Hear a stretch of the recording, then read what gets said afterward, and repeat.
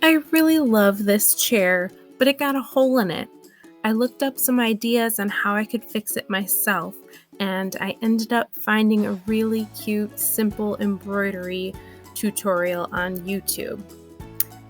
I started out by sealing off these threads with some super glue so that they wouldn't unravel underneath the embroidery.